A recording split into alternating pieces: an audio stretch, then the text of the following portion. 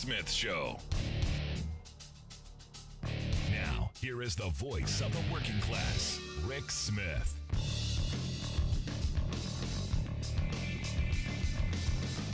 And welcome, brothers, sisters, working class heroes.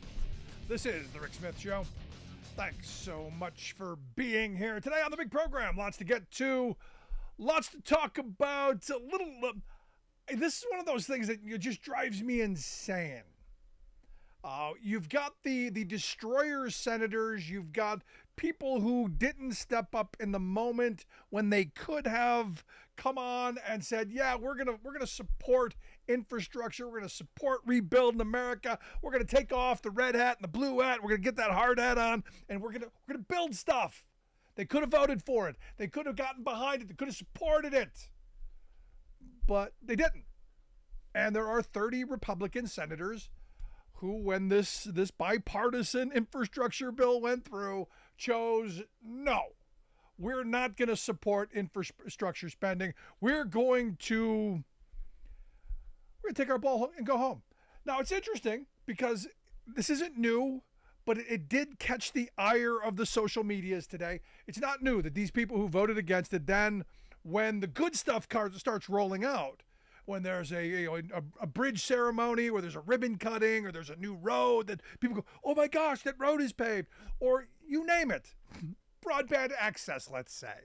When things start going, "Hey, that's a good thing," they want to jump right in. They want to jump right to the front and go, "Hey, this is great, isn't it?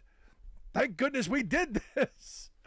So you got John Cornyn, Texas senator, voted against the bipartisan infrastructure bill. He tweeted out that Texas is receiving $3.3 billion in federal funds to boost broadband expansion. And he links, to this article saying how great this is, like he was behind it.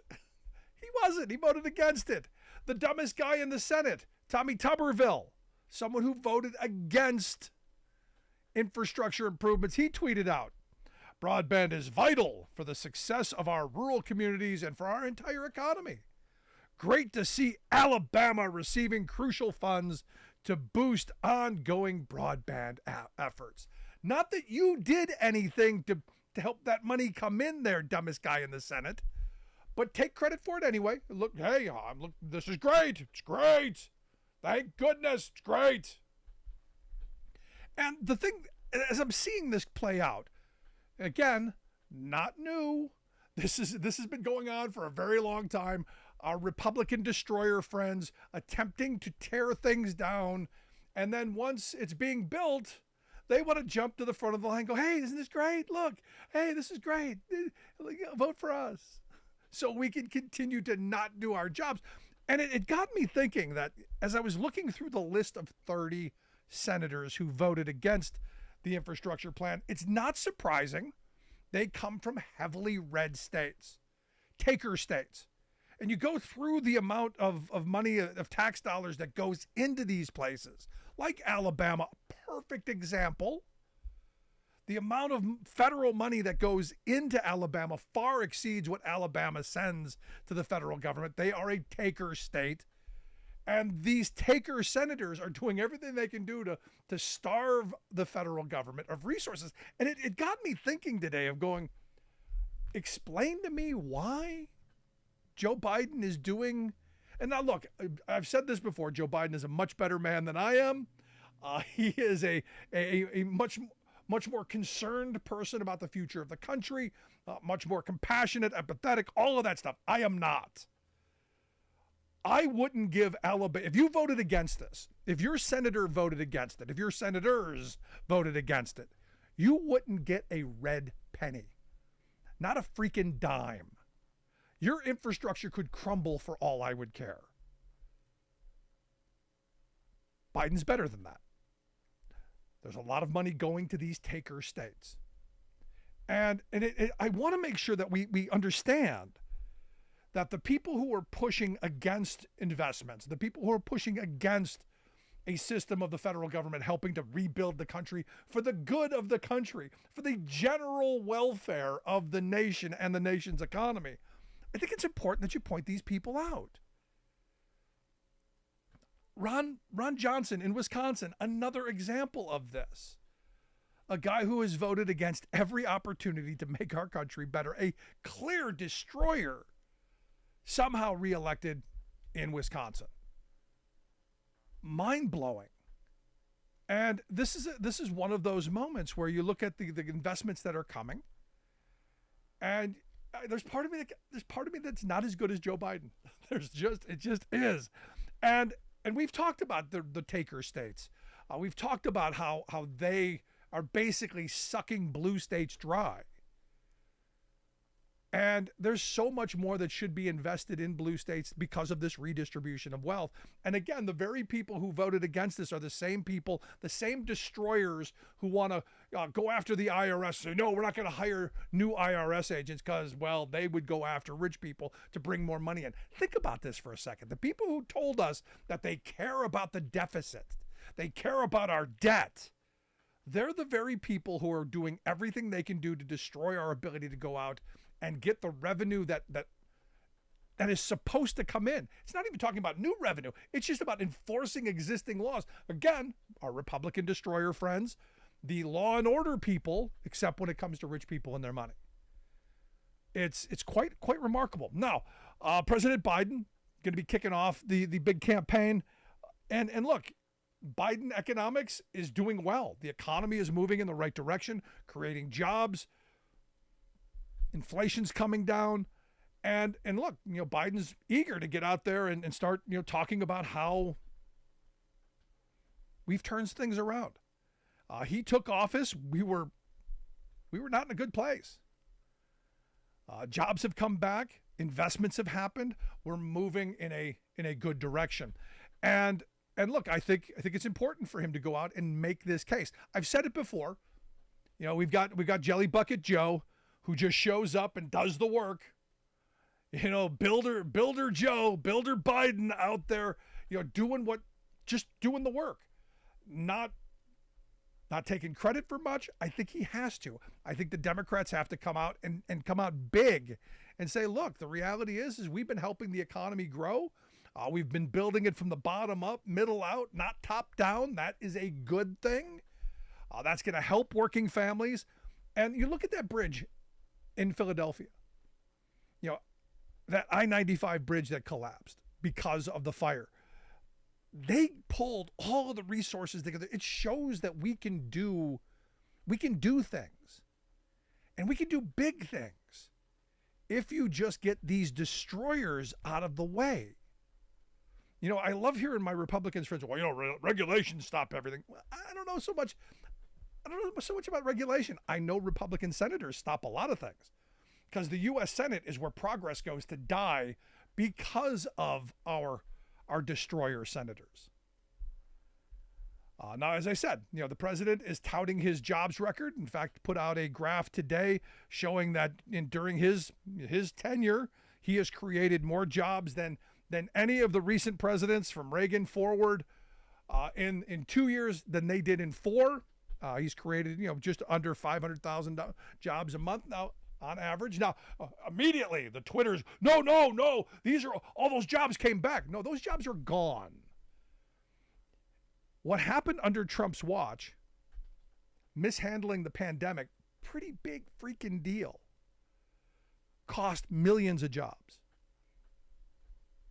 Getting them back up took some work. It's just not like flipping a switch and everything goes back to normal. There was a process. Now, this is what I love my right-wing friends for, because they believe the economy is just like, yeah, flip that switch back on, get everything rolling again. We had major supply chain issues, still do, and they're working on those. But the fact that they're talking about reshoring manufacturing and moving away from the old neoliberal kind of policies that got us into this mess is enormous and something we need to get behind. The fact that we're investing in chip manufacturing and investing in renewable energies being done here, important. And the kind of stuff that I got to tell you, I think is going to reap him benefits at the polls because it's wildly popular. People want jobs back in their communities. They want good family sustaining wages.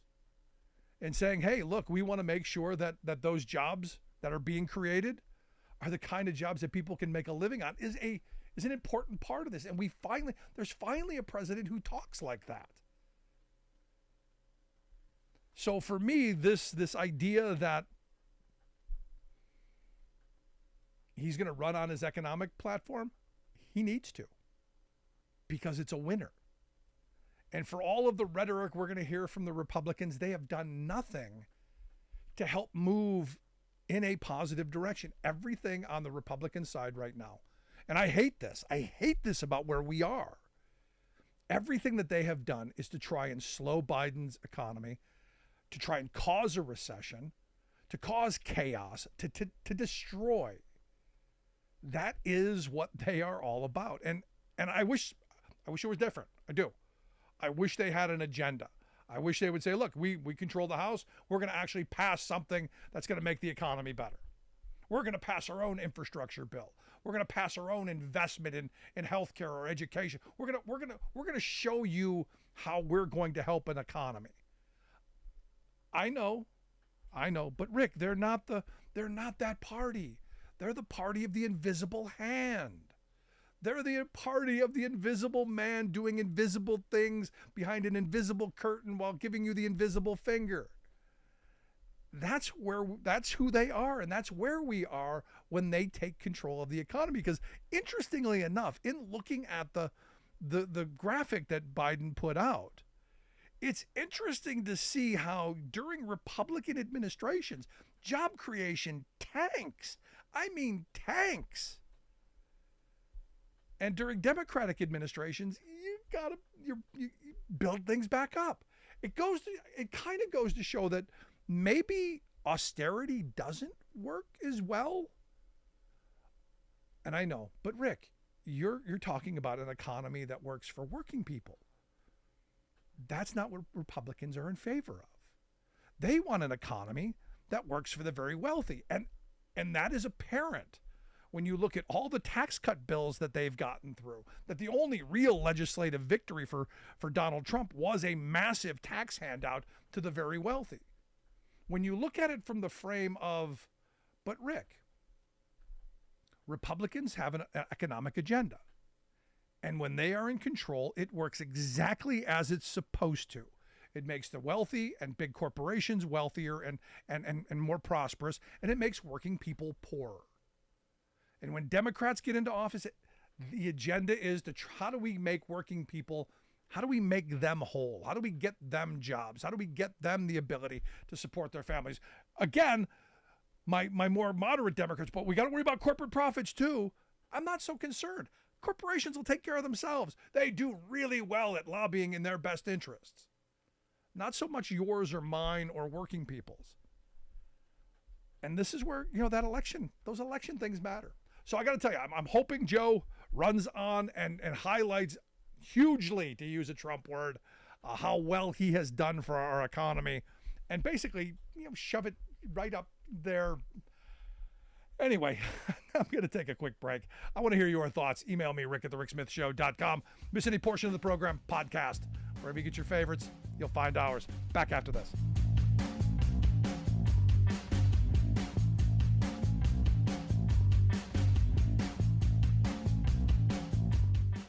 We are AFGE, the American Federation of Government Employees. We represent 700,000 federal and D.C. government workers who are the vital threads of the fabric of American life. We support our nation's military. We take care of our nation's veterans. We protect our nation's borders. We respond to our nation's crises and natural disasters. We provide services to our nation's seniors. The American Federation of Government Employees. We work for America.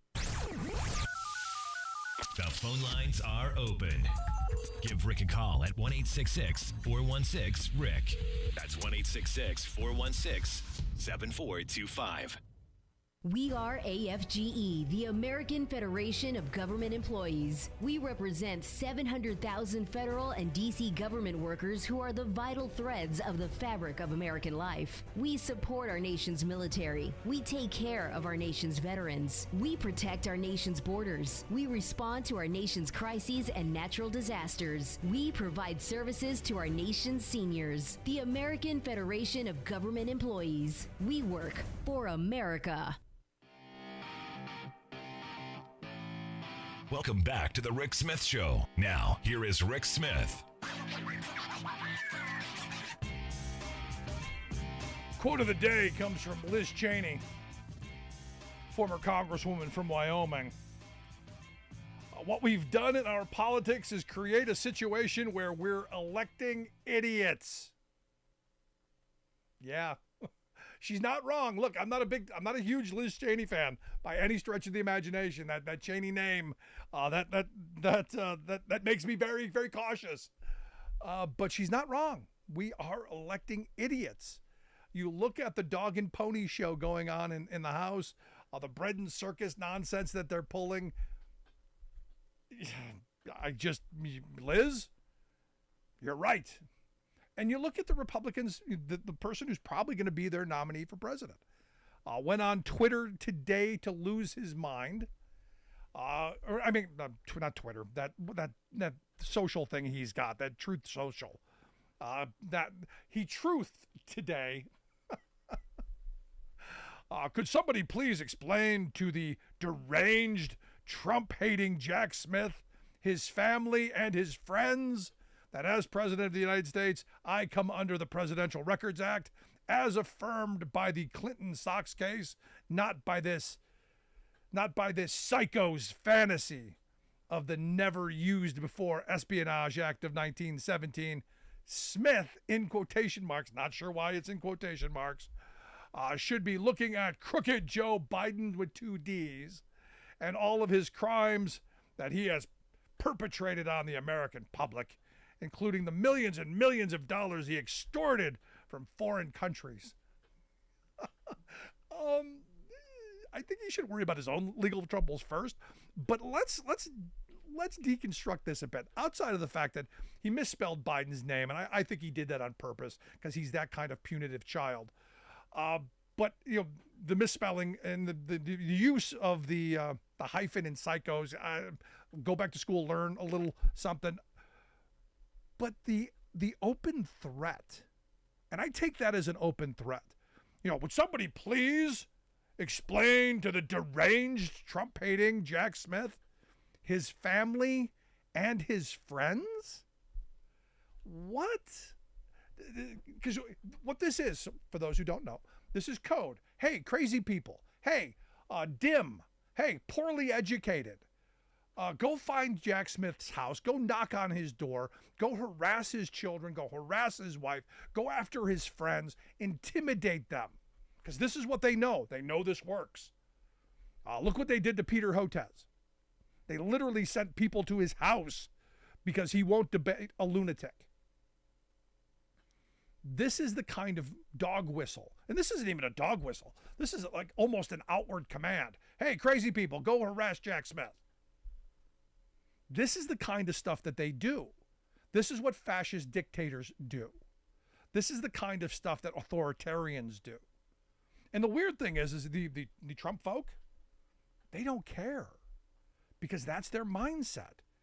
And as I've said before, there are the fives that you're never going to get. You don't even bother talking to them because you're never going to reach them. Like this guy from there's this, I'm not even going to say the name of it.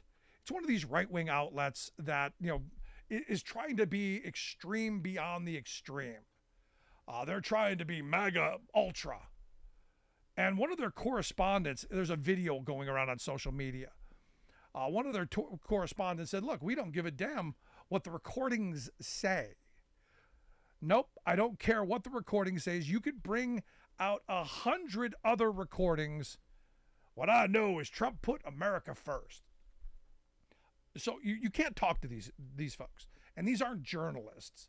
These are propagandists. What they're saying is it doesn't matter. Facts don't matter. Reality doesn't matter. Our dear leader needs us. Our dear leader, the one who is in real trouble. I don't know if you heard the tape, but the tape is pretty clear. The perfect tape. We have the perfect phone call now, and a couple of phone calls actually, and now this perfect tape of him admitting, outwardly, very clearly admitting. One of the Watergate historians had a great quote. He said, there are thousands of hours of Nixon, and in none of those moments is Nixon as clear about the illegal actions that he was doing as Trump was. Trump was right on. I know I shouldn't be showing you this, but look what I got. Oh boy. It's quite remarkable when you stop and think about it. And the fact that they're even trying to make this I'm under different laws, I'm special. I don't think it's going to fly in court. And we'll see. We will see. Now, if that isn't enough to give Donald Trump heartburn, Jack Smith, who evidently is now living in between Trump's ears, evidently he's set to interview Brad Raffensperger. And you know who Brad Raffensperger is. He's the Secretary of State of Georgia. He's the guy on the perfect phone call. I remember Donald Trump called him and said, hey, I need 11,000 some odd votes. Go find those. Find a couch somewhere, dig your hand down into the cushions, and grab me 11,000. He said, I won by 400,000, but I just need 11,000. So go find those. He is going to be interviewed by Jack Smith on all of the stuff. And my mind goes, why is it taking this long to get to him? And I know Jack Smith is now, I guess, setting up to talk to Rudy. So the walls, there was an 80s song, I think it was The Call. The walls come tumbling down. The walls are tumbling down. But interestingly enough, the Republican Party is doing everything they can do to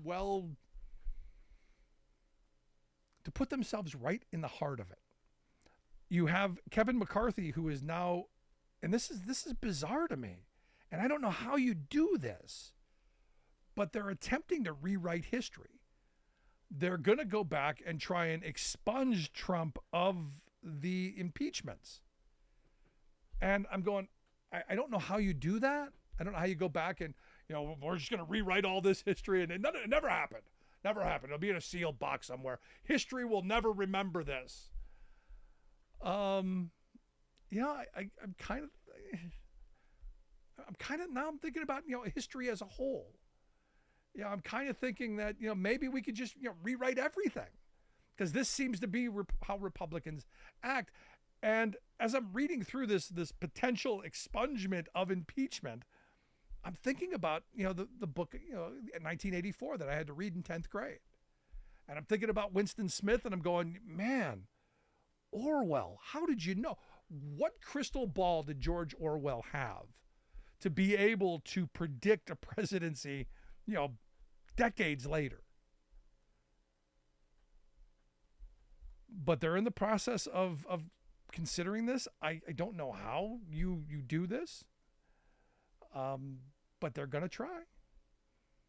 And they're going to try and defend dear leader, and they're going to try and rewrite what happened in the past while simultaneously going forward and impeaching Joe Biden. Now, they don't know for what yet. They've got articles of impeachment, not sure what they are yet. But, much like all of the Rudy Giuliani at the Four Seasons landscaping facility, making up a bunch of stuff, they're still not going in front of the people with robes, still not putting their hand on that Bible and swearing to tell the truth. Want to hear your thoughts? Email me, rick@thericksmithshow.com. Right back. I'm Rick Smith, and this is Labor History in 2. On this day in labor history, the year was 1905. That was the day over 200 socialists, anarchists, and Marxists representing over 40 organizations met at Brands Hall in Chicago to convene the founding of the Industrial Workers of the World. Representatives from groups like the Socialist Party, Socialist Labor Party, and Western Federation of Miners joined together for an 11-day convention to discuss the future of industrial unionism and revolutionary struggle. Those present included Big Bill Haywood, James Connolly, Daniel De Leon, Eugene V. Debs, Lucy Gonzalez Parsons, Mother Jones, and many more. They hope to cohere an alternative to the politically conservative business unionism of the American Federation of Labor. They sought to build on the legacy of the Knights of Labor and their motto of "an injury to one is an injury to all." They were determined to build an industrial union that organized workers regardless of skill level. They also distinguished themselves by opening their doors to men and women, black, white, and all immigrant workers, including Asians. Big Bill Haywood opened the first day's morning session with the following remarks, saying, quote, "This is the Continental Congress of the working class. We are here to confederate the workers of this country into a working class movement that shall have as its purpose the emancipation of the working class from the slave bondage of capitalism. There is no organization that has for its purpose the same object as that for which you are called together today. The aims and objects of this organization should be to put the working class in possession of the economic power, the means of life, in control of the machinery of production and distribution without regard to capitalist masters." For more information, go to laborhistoryin2.com, like us on Facebook, follow us on Twitter at laborhistoryin2. When you think of Americans whose music has made a lasting difference, you might think of Scott Joplin, Woody Guthrie, Maybelle Carter, Harry Belafonte, or Roger Payne. Who? I came across Payne in a June obituary reporting that he had died at age 88. Yes, I occasionally scan the obits, not out of morbid curiosity, but because these little death notices encompass our people's history, reconnecting us to common lives that had some small or surprisingly large impact. Payne's impact is still reverberating around the globe, even though few know his name. A biologist who studied moths in the 1960s, he chanced upon a technical military recording of undersea sounds that incidentally included a cacophony of baying, shrieking, mooing, squealing, and caterwauling. They were the voices of humpback whales. What others had considered noise blew my mind, said Payne, describing them as a musical chorus of exuberant, uninterrupted rivers of sound. His life's work shifted from moths to whales, then to the interdependence of all species. At the time, whales were treated by industry and governments as dull, lumbering nuisances. But Payne's musical instincts came into play, sensing that the singing of these magnificent mammals might reach the primordial soul of humans. So he collected their rhythmic, haunting melodies into a momentous 1970 recording titled Songs of the Humpback Whale. It became a huge bestseller, altered public perception, and spawned a global Save the Whales campaign, one of the most successful conservation movements ever. This is Jim Hightower saying, so without writing or performing a single musical note, this scientist produced a truly powerful serenade from nature that continues to make a difference. To connect with Roger Payne's musical work and help extend his deep understanding that all of us beings are related, contact Ocean Alliance at whale.org.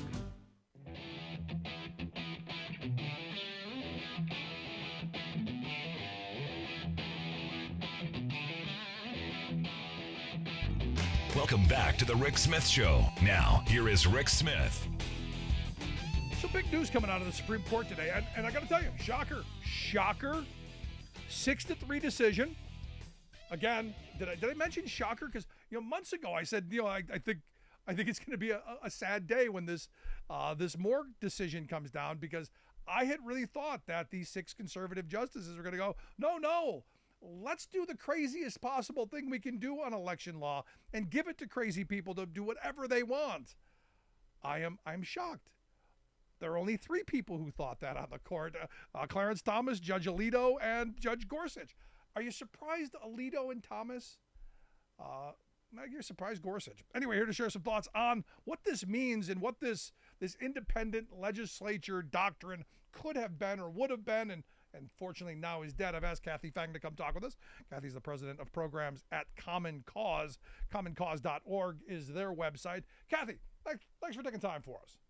Absolutely. So excited to be here. So this is kind of a, let's use a Bidenism. This is a big freaking deal.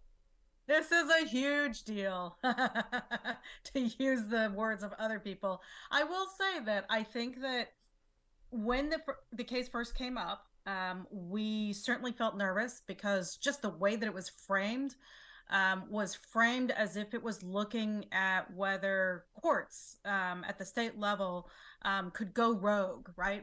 Are there any kind of bounds on state courts?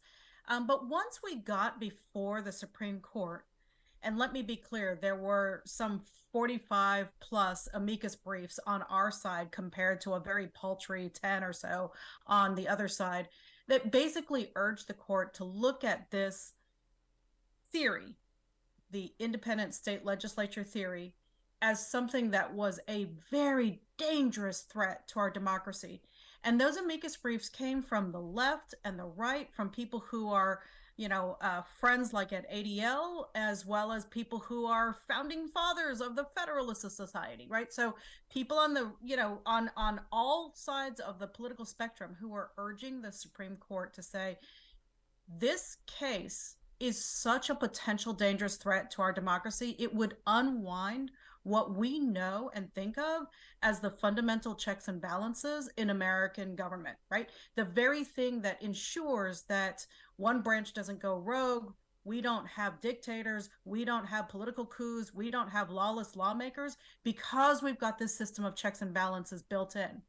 And I think once the Supreme Court heard those arguments, read the amicus briefs, and really thought about what was at stake, it was right that 6 of the Supreme Court justices said, hell no, we cannot allow one branch of government to be absolutely and without any restriction able to exercise power when it comes to federal elections.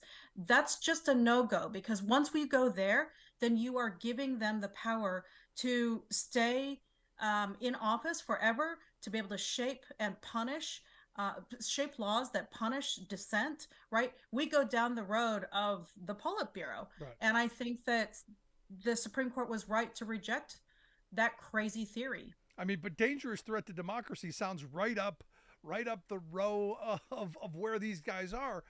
Because look, I've been saying for a while that you've got people like the Federalist Society, you've got all these think tanks, you've got all this money going into these organizations to dream up the worst ideas possible. And this independent legislature doctrine, one of those bad ideas coming out of those think tanks.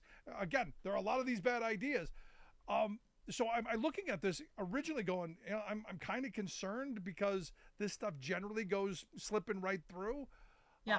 But I'm glad it didn't. So the question that I have is, because I had a listener ask me the other day, there have been a couple of voting kind of things coming out of the Supreme Court lately.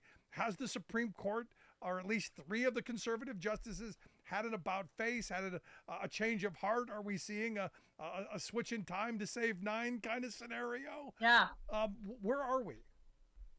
I think that only time will tell, right? We don't know whether this is a change that is a turning of a corner when it comes to the fundamental democratic principles that our country is based on.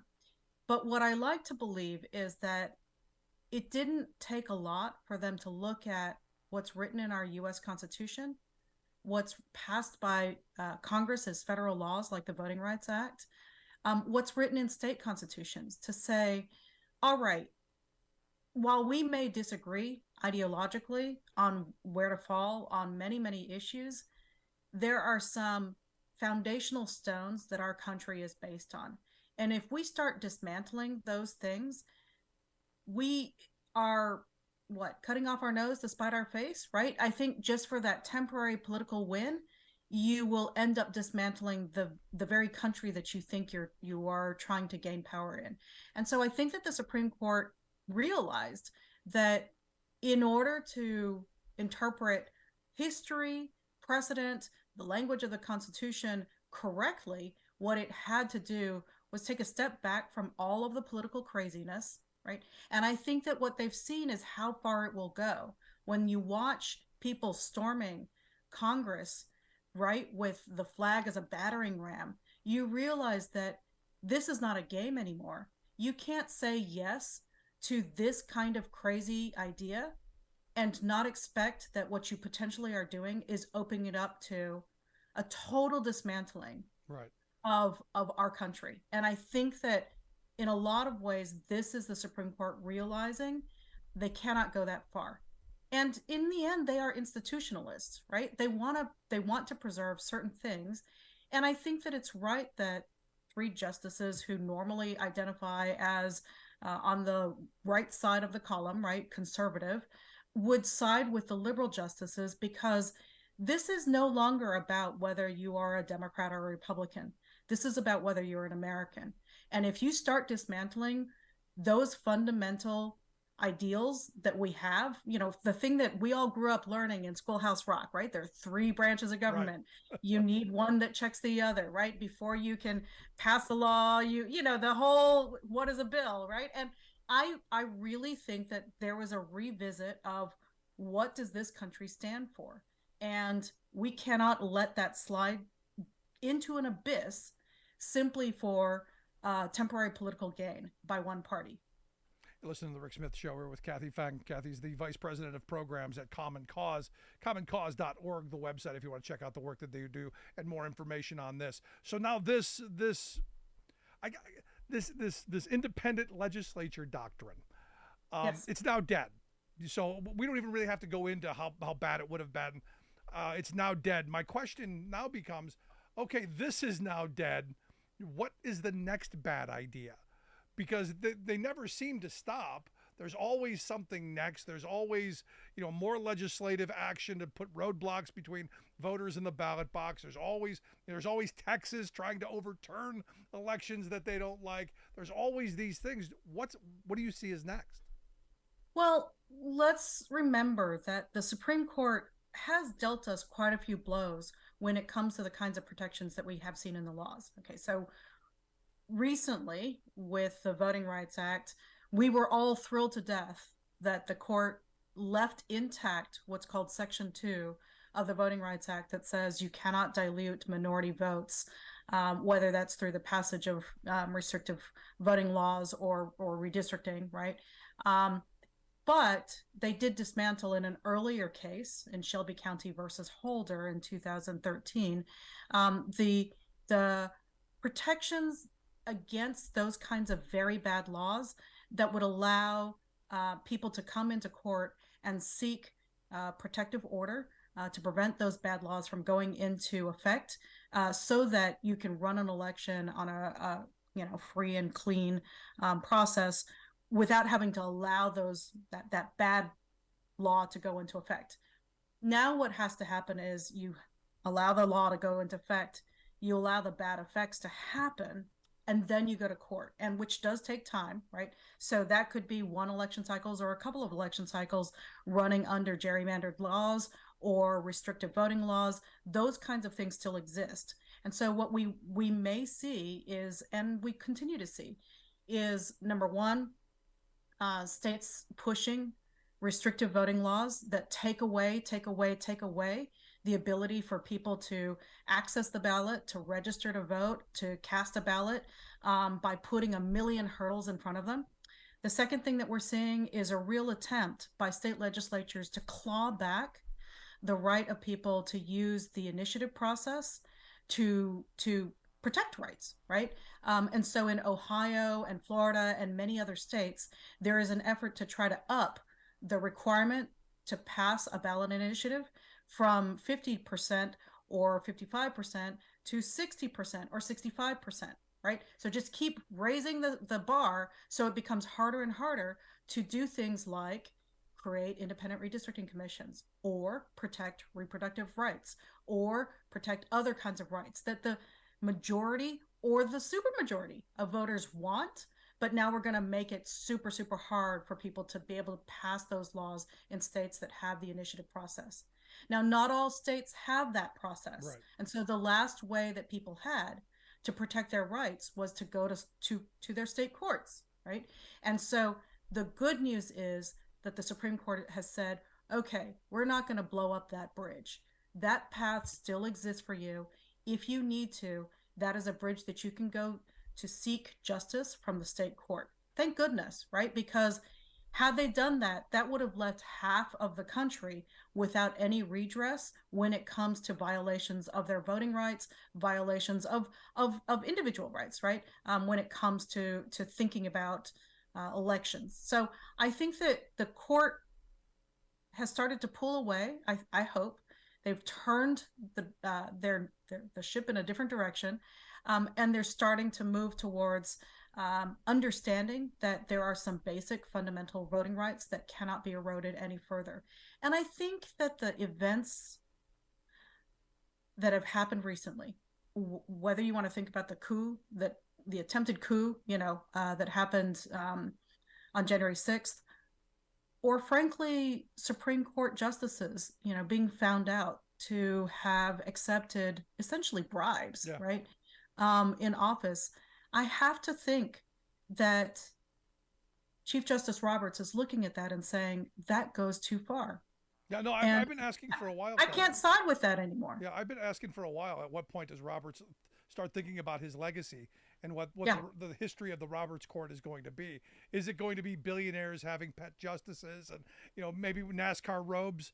I don't know, but I got to believe he's thinking about that, and I got to think. I think he is. And does he want to be associated with people who are going to be found guilty of violating not just ethical rules but laws, criminal laws, right? And I think that we've got a situation where a couple of the justices on the conservative side have gotten themselves very much caught in a pay-to-play kind of system, and I think on the other side, you have a group of justices, and I like to think that Ketanji Brown Jackson is a breath of fresh air. And perhaps Chief Justice Roberts is saying, you know what, maybe I need to rethink where I stand, because I want to stand on the side of right and justice and good, right? Well, I wish I had your optimism. I believe it. And I believe that one day we're going to see photos of Chief Justice Roberts and perhaps Justice Ketanji Brown Jackson sitting on an elephant together,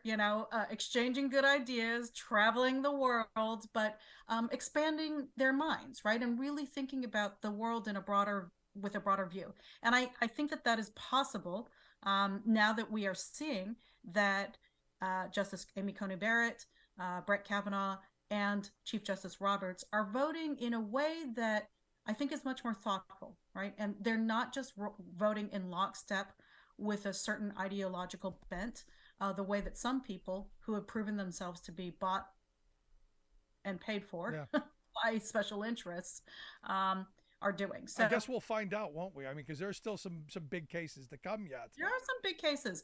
And I'm not saying that they've necessarily changed their ideology entirely, but I think when it comes to these types of cases that are fundamentally about rights that are enshrined in law and in the Constitution, I think that there has to be a line drawn that says we're not going to dismantle things that are written in law, things that are written in the Constitution, things that we've been practicing for 250 years or more, right, in the United States. Well, either way, it is a good day for democracy. I'll take the win, or at least I'll take what, this shouldn't have been even on the table. Again, it's one of those things I don't even know why they took, but I'm glad this time they're on the right side of history, and we'll see where things go. But as the horrible continues, I'd love to have you come back and share some thoughts. Appreciate the time. Every once in a while, we have a little sunshine in July. It's a good way to go into July 4th to celebrate the things that we know America actually stands for, and that is freedom and democracy for all people, and not a cramped view of what those rights mean. And I think today the Supreme Court gave us something to celebrate. I'm there with you. Kathy, I appreciate the time. Thanks so much. Thank you. Kathy Fang, she is the Vice President of Programs at Common Cause. Make sure you check out their website, commoncause.org. We'll get links out on social media. We'll take a quick break. Right back. Stick around. You're listening to The Rick Smith Show. We're working people. Come to talk.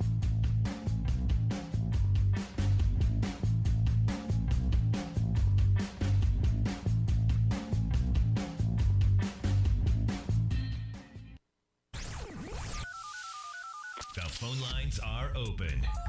Give Rick a call at 1-866-416-RICK. That's 1-866-416-7425. I'm Rick Smith, and this is Labor History in 2.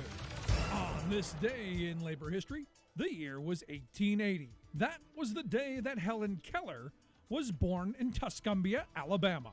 2 years later, she lost both her sight and hearing due to an illness. With the help of a teacher by the name of Anne Sullivan, Helen learned how to communicate again. Her inspiring story was retold in the play and movie The Miracle Workers. Keller spent the rest of her life advocating for people with disabilities, as well as a woman's right to vote and a woman's right to birth control. But did you know she was also an outspoken supporter of the cause of labor? Helen was a socialist and a member of the Industrial Workers of the World Union.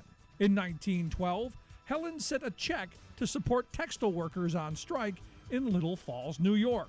She accompanied the check with a letter that captured her commitment to the labor movement. She wrote of the women out on strike, quote, "Their cause is my cause. If they are denied a living wage, I also am denied. While they are industrial slaves, I cannot be free. My hunger is not satisfied while they are unfed. I cannot enjoy the good things of life which have come to me if they are hindered and neglected. I want all the workers of the world to have sufficient money to provide the normal standard of living, a decent home, healthful surroundings, opportunity for education and recreation. I want them all to have the same blessings I have. I, deaf and blind, have been helped to overcome many obstacles. I want them to be helped generously in a struggle which resembles my own in many ways." Labor History in 2 brought to you by the Illinois Labor History Society and The Rick Smith Show. For more information, go to laborhistoryin2.com.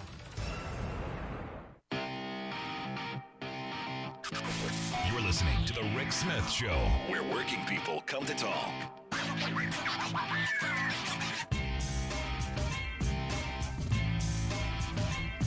Interesting story over at the newspaper of the investor class, the Wall Street Journal. It's amazing how they do this pitch of, you should want to work till you die. You should want to work from the day you're born to the day you die. And they point out in this article that people over 80 are working more. In fact, they're pointing out that they're the largest growing segment of their age group is the only group growing in labor participation. Everybody else is lazy. All of the younger groups are actually falling in labor participation. But the 80-year-olds, the octogenarians, they're growing. There's more of them in the workforce. In fact, they point out that about 650,000 people over 80 were in the workforce last year. They're saying that's about 18% more than just 10 years ago. So people are living longer. Evidently, this is the frame. People are living longer. They get bored in retirement. There's only so much golf you can do. There's only so much puttering around the house. They want jobs. They want to go to work. And look, there are some people. Look, if they trot out a bunch of names. They trotted out Harrison Ford, I guess, is over 80. They trotted out, Jane Goodall. Some CEOs. You know what they didn't trot out? The bricklayer, the truck driver, the people who have to work to make ends meet. Didn't talk about them. And what this really is about, and it's a good puff piece.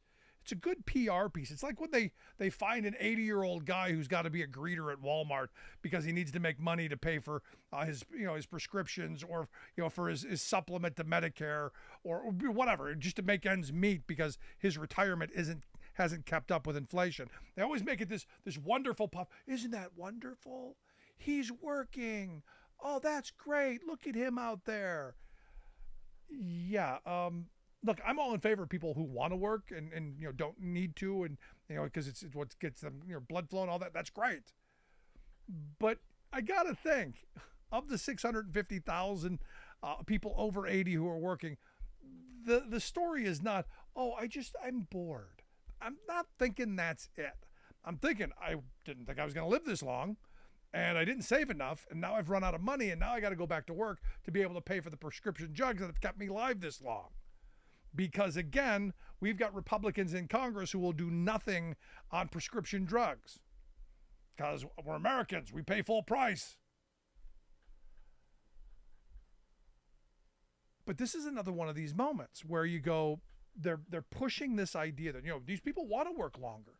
And you know what's coming next. The next sentence, the next puff piece is, Americans, they're putting off Social Security. They're voluntarily putting off Social Security until they're whatever. So it makes it easier for them to raise the Social Security age. So it makes it, well, you know what? People want to work longer. We're just giving the people what they want, which is insane. Because here's what we know. Social Security's got some problems. By 2033, I think it is. They're going to have to start cutting back on benefits because we're going to start dwindling down on money.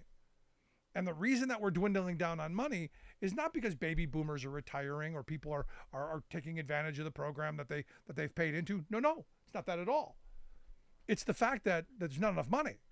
It's the fact that we've had a massive redistribution of wealth over the last 40 years. When Reagan did the whole, we're going to raise Social Security taxes enormously, 6.2% on workers and employers, because we got to get, how was it framed? We've got to get the pig through the python, because the baby boom generation was so large that we had to put money aside.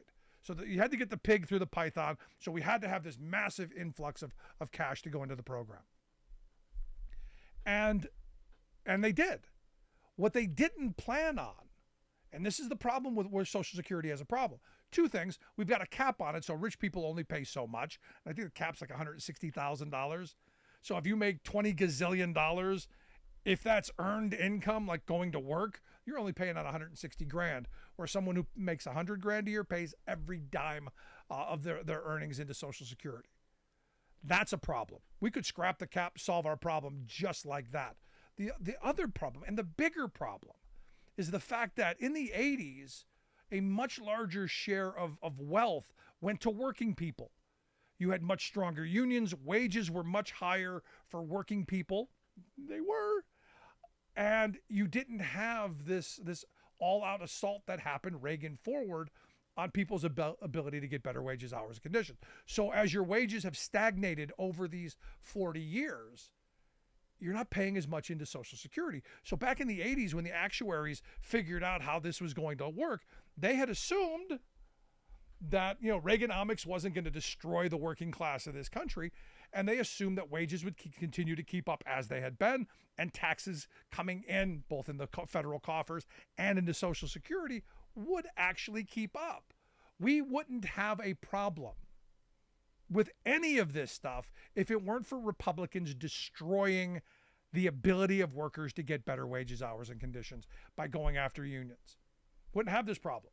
If we had 25% union density like we had back in the 80s, or 35% like we had back in the 60s, people would be making more money. You'd have more money coming into your paycheck, and you would, yes, be paying higher tax, more taxes to the government for funding education and roads and bridges and all kinds of stuff. And we wouldn't have these massive deficits. And also, Social Security would be flush with cash. That's something that, we never really focus on, the massive amount of inequality that's happened in this country because of Republican tax ideology. The tax fetish of, we've got to slash, we've got to cut, we've got to give the rich more because they're smart. They know what to do with it. And I agree. The rich know what to do with the money. They make themselves more money.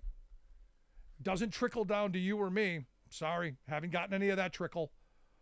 Doesn't help our local economies much. Look at the massive deficits we're running on the federal level because of what we've done with our tax code. So by creating the wealthiest billionaire class in history, we've basically screwed ourselves. But at least we've got a billionaire class. That's a good thing, right? Who's your favorite billionaire? Email me, rick@thericksmithshow.com. I'm going to take a quick break. Right back.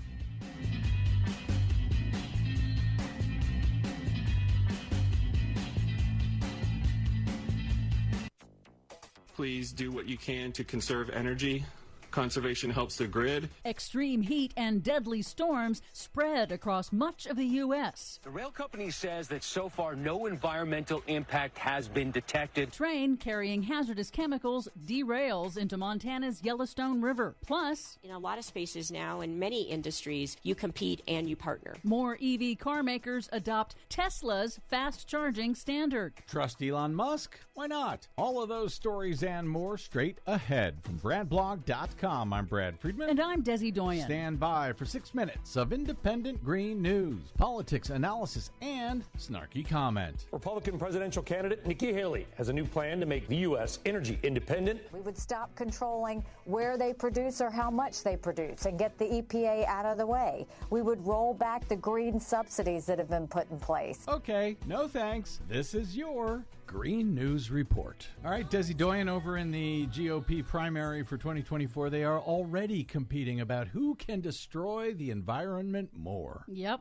Going to be a fun year. What do you got for us today? Well, first of all, as we go to air, the persistent, brutal heat wave walloping Texas is entering its third week, and forecasters say it is expanding to other states, affecting 2/3 of Americans, generating deadly storms and tornadoes, widespread power outages, and canceled flights from Arizona to New England. What happens in Texas doesn't stay in Texas. No. The Texas electric grid has so far mostly held up in the historic heat, but its biggest failures so far this summer have come from fossil-fueled power plants that overheat and break down. But large-scale batteries are still quietly keeping the lights on during the unplanned outages. Several deaths have been attributed to the heat, including a postal worker and a grid lineman. Late last week, Republican Governor Greg Abbott signed a law effectively prohibiting local ordinances that mandate water and shade breaks for outdoor workers. How thoughtful. And yes, this is man-made global warming. Numerous studies show that summers have gotten hotter in the U.S. and are becoming deadlier as climate change drives more extreme weather events. Climate scientist Dr. Michael Mann on CNN explained that worse extreme weather events can be avoided if governments cut emissions quickly. The planet will continue to warm up and the oceans will continue to get hotter and hotter until we stop putting carbon pollution into the atmosphere. We're getting perilously close to that danger threshold, but we can still avoid crossing it if we can bring our carbon emissions down dramatically within the next 10 years or so. The most optimistic climatologist on the planet. In other big news, the U.S. Supreme Court ruled against the Navajo Nation in a long-running suit over water from the dwindling Colorado River. In a 5-4 ruling, the right-wing court majority dismissed the tribe's lawsuit, ruling that even though the federal government confined the tribe to a reservation in the Arizona desert in the 1800s, it is not legally required to take any steps to ensure the tribe has an adequate water supply. How thoughtful. It's a victory for Western states that said a ruling for the tribe would disrupt existing Colorado River agreements. Justice Neil Gorsuch, who often sides with tribes in legal disputes, joined with the court's liberal justices in dissent. Legal experts say the tribe does have potential options in other water rights litigation. In Montana, cleanup is underway on the Yellowstone River after a railroad bridge collapsed over the weekend, sending multiple rail cars tumbling into the water, where they ruptured and spilled hazardous molten sulfur, asphalt, and sodium hydrogen sulfate into the river. Cause of the accident is under investigation. Officials say so far, air and water testing have not shown any threat to the public,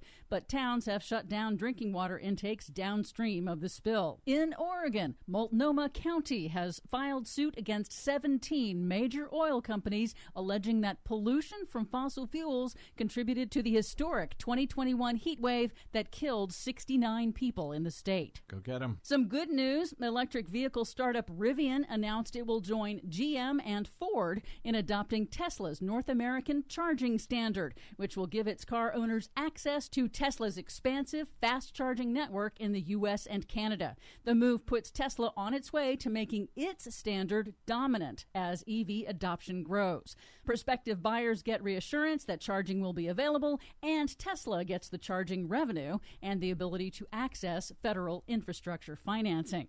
Finally, great news. The Financial Times reports that for the first time in history, global spending on solar energy production will outpace spending on oil production this year. $370 billion investment in oil, $380 billion investment in solar, with China investing more than the rest of the world combined in solar manufacturing. Well, most of that is good news. For much more on all of these stories and the ones we couldn't get to today, check out our website at greennews.bradblog.com. Are you tired of think tank approved corporate news and commentary? Are you tired of CEOs telling you what to think, who to hate, and who to vote for? Well, welcome to the Rick Smith Show. We don't take orders from some boardroom, and we don't do focus groups or talking points. We don't work for them, and we never will. I'm Rick Smith, and I work for you. Join us daily at thericksmithshow.com and download the podcast and never miss a minute.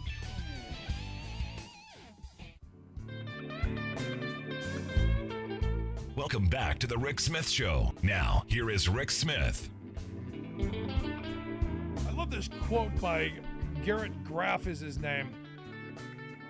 He says, speaking as a Watergate historian, there's nowhere on thousands of hours of Nixon's tapes where Nixon makes any comment as clearly illegal, and as clearly self-aware as this Trump tape. And look, the reality is Trump knew exactly what he was saying, and it plays right into what I said from the beginning.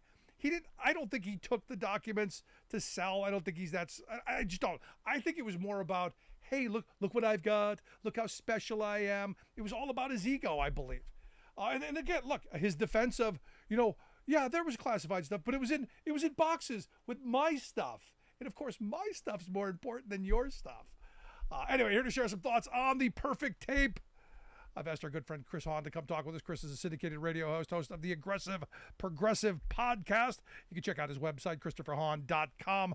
We'll get links out on social media how you can do that. Chris, thanks for taking time for us. Hey, anytime, man. So what do you make of this comment? I mean, you heard the tape, evidently that's been leaked, where Trump's going through, shuffling papers, going, hey, look what I got. So, one of these plaques behind me is a law degree that I paid $80,000 for. And I don't think you need one of those to understand that he incriminated himself on that tape in a way that a prosecutor can only dream a defendant would. He showed that he had something he shouldn't have, that he knew that it was classified, and that he could no longer declassify it. Yeah, look, here's my bigger picture, because, even though I went for that law degree, I barely use it other than to point to it once in a while. I'm in politics, and I think in politics, when your opponent does something like that, you beat them up for it.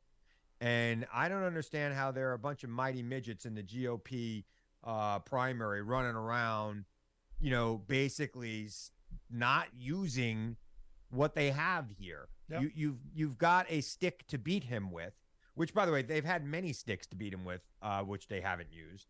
I would beat him with every stick there is. I would beat him with the Stormy Daniels stick every single day. I would beat him with the failed presidency every single day, and stop saying things were good under him, because we all forget about that last year where 1 million Americans died and the economy collapsed. But I'm sure they would have given Obama a pass if it happened under him. But we're giving him a pass? Yeah. No. He was responsible for the country in 2020, and it was the worst year any of us can remember in the history of this country. So, no, they're not going to beat him with this stick either, because they clearly don't want to win. They're all waiting for somebody else to do it. And the only one who's doing it effectively is Chris Christie, but he hasn't risen in the polls. Not at all. But this should tell you something, though, Chris, because, I've had a lot of the red hats say they don't care. They don't care what the tapes say. They don't care what he's accused of. They don't care. He's their guy. They're bought. They're paid for. They bought the T-shirt. They got the hat. They're invested. You're never going to change their mind. And they're not even hearing it, Rick. I know. They're not even hearing about these tapes. I do this thing called the Daily Rant. It's on a bunch of stations, many of them conservative stations. It's like the only time they hear the truth all day. And I talked about it all day today. And I said, you better call the show that's on after me, and you better ask them about it and find out what they have to say about it. Because it's it's quite frankly ridiculous. I mean, we've already read this, right? It was in the indictment. But then to actually hear him say it, and then, hearing them laughing about Hillary and how she misused things, and here he is waving things around, and then he's calling for a Coke. Can I get a Coke? I mean, it's like it's just, he's a disgusting person. and if I was, I wish one of them would just like consult with me for a day, so I could just give them a few talking points to beat him over the head with. Yeah. This is a party that used to be the party of family values. They're backing a guy who is, nobody's denying that he paid off Stormy Daniels to cover up his sexual affair he had with her while his wife was recovering from giving birth.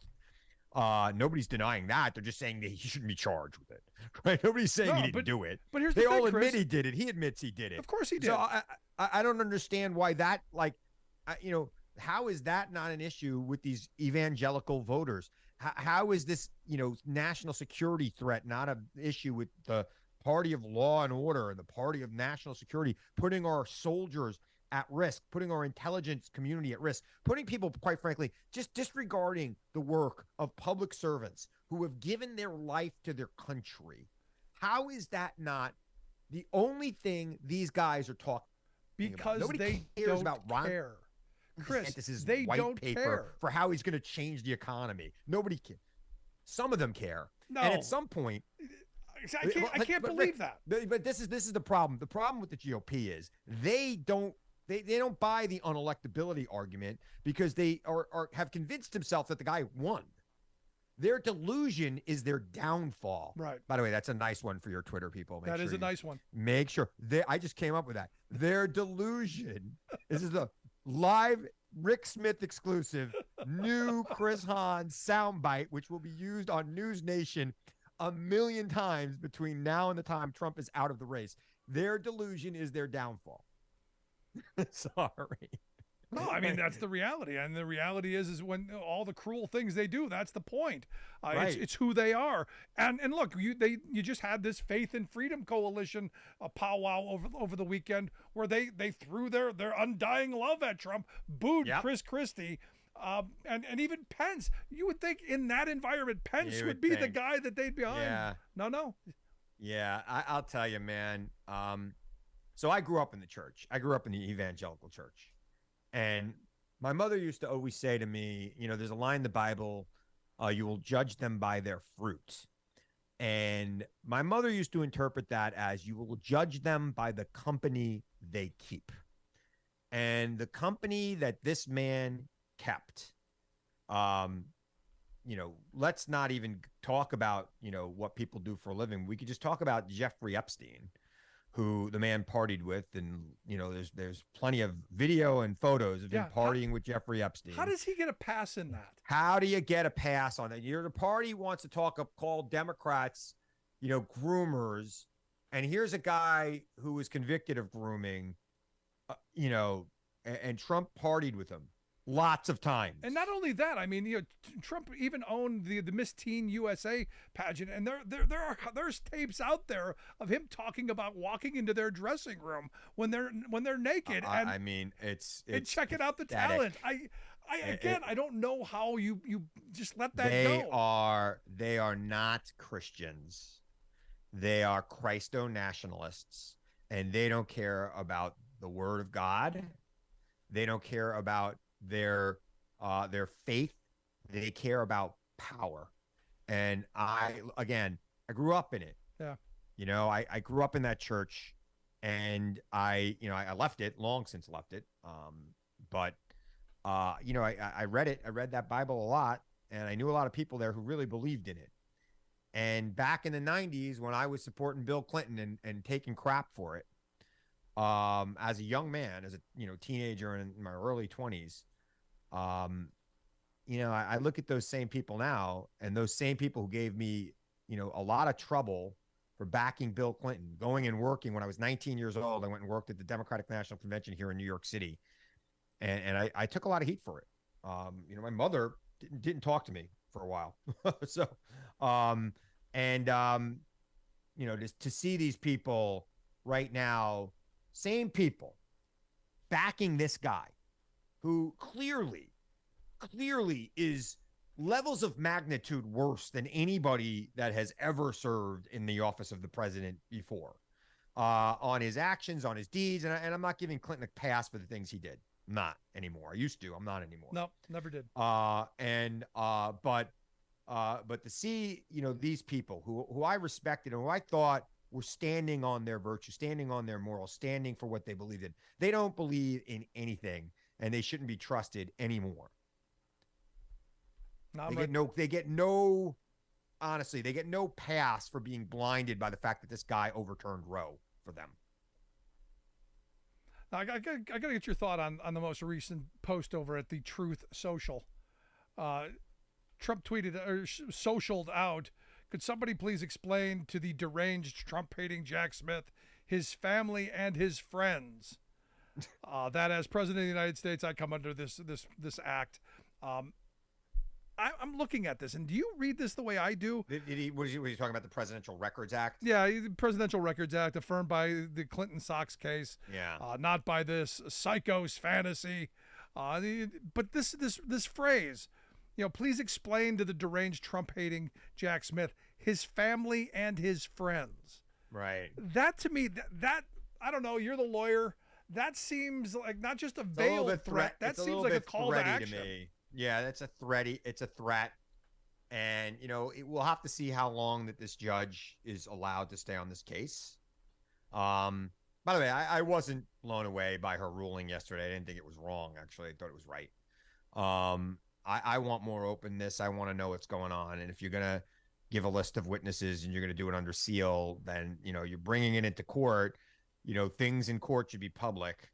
You don't seal those things. You can actually deliver those to the defendant, and the defendant can choose what to do with it if they want. The seal, I don't get that request. But we'll see how she deals with things like this. If they bring, if I was Jack Smith, I'd be in court tomorrow, asking for a gag order, asking for, might even ask for him to be held for this, or an increase in his bond, if there is a bond. But I got to tell you, from my perspective, and again, you're the lawyer here. From my perspective, my grandfather always said, "You've got the right to remain silent. Use it. Yeah. And use it often." I want him out here saying all this crazy stuff because this seems like evidence. It is evidence. This seems the like first thing. The more they run their mouth, he doesn't have to testify. I got everything he's put on Truth Social. The first thing lawyers tell you when you're under indictment is shut up. Don't talk anymore. Stop talking. Right? The more you talk, the bigger the hole you will dig. Forget about the admission on tape about the documents. He admitted on Fox News that he had some documents and hadn't given them back. He every time he opens his mouth, he gets himself into a deeper hole, and yet somehow nobody wants to use it against him other than Democrats and Chris Christie and Asa Hutchinson, who nobody ever heard of outside of where was he? Mississippi? I don't know what state he was governor of. Arkansas. I knew he was one of those. Right. He's Asa Hutchinson, who says it very calmly and gentlemanly, like all Southerners, everything they say sounds nice, even if it's horrible. So it's not working. Chris Christie, it fits when he's doing it. That New Jersey accent really helps put the edge on the attack. You're listening to The Rick Smith Show with Chris Hahn, syndicated radio host and host of the Aggressive Progressive Podcast. You can find that wherever you find your favorite podcast. Also, you can check out his website, ChristopherHahn.com. We'll get links out on social media. You can take a look at that. Now, in the last bit here, I want to get your thoughts because obviously you're the lawyer and you've dealt with a lot of this stuff. I talked about, a couple of days ago about just how long it took for the FBI and the DOJ and for these wheels to move. It was almost like they really didn't want to do any of this stuff. They gave him all the time. They gave him all the opportunities. It's like he wanted this. I mean, there's part of me that goes, his lawyers had to know this was eventually coming, had to know that the DOJ didn't want to do this. It's like he wanted this fight, that he wants this martyr, this victim card to go back to that base who doesn't care what he's being charged with, just that he's a martyr. So I think part of me that goes, he wants this. He watched too much Succession. He thinks he's Logan Roy. He is not Logan Roy.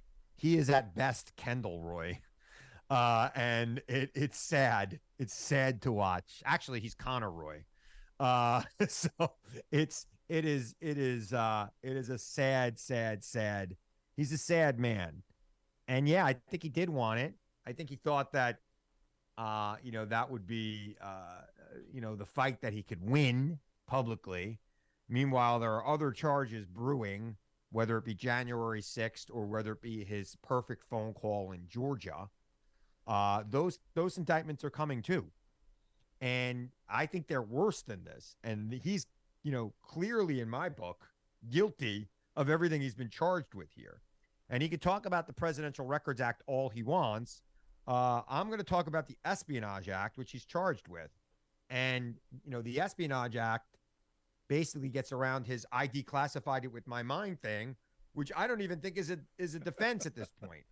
No, right? no, look, on the tape he admitted it. He doesn't have the ability to do any of this. Right. It's not even really an issue, but they're like, all right, we'll take it off the table. We'll charge you with the Espionage Act. Sounds worse to me than the Presidential Records Act, and it is worse. And at the end of the day, again, no respect for the men and women in uniform who gather this intelligence, who put together this report, who risk their lives for little pay, little recognition, because they believe in this country and what we stand for. And this man pays no regard to it. And there's 30% of this country who still want him in the White House. It drives me crazy. And to think about it and to have the conversations with some of them on it, and I talk to a lot of them. I mean, I'm a conservative media, I not anymore. Now I'm on News Nation, but I spent 13 years at Fox, and a lot of people that recognize me, in fact, 90% of the people who recognize me from there. And I have conversations with them about why they like this guy. And I think they feel that nobody has ever paid attention to them before. And I think that's just sad because people have. They just probably weren't paying attention to them because they weren't as entertaining as this guy is. That speaks volumes. Last question I've got for you. McCarthy's talking about possible expungement of impeachment. Is it possible to expunge an impeachment? No. Show me in the Constitution where that happens. No. Do whatever you want. Do whatever you want, Kevin, in the, 18 months or so you got left as Speaker of the House. Enjoy it. Enjoy the office. I don't think you're going to be minority leader either when you lose the House. But, I know that, you get a little bit bigger balcony as the Speaker than as the leader. So I hope you enjoyed it. You made it to where you were as far as you were going to go, and it's over. You're done. One, you won't get reelected Speaker. Two, you won't win the majority. And three, you basically sold your soul for a slightly bigger office. Slightly bigger. He's a pathetic human being. So tell me what you really think. Yeah, of all the people, look, and again, I tipped my hat to him last month for the deal, the debt ceiling deal. He made that happen. It was good work on his part, and I have to give credit where credit is due.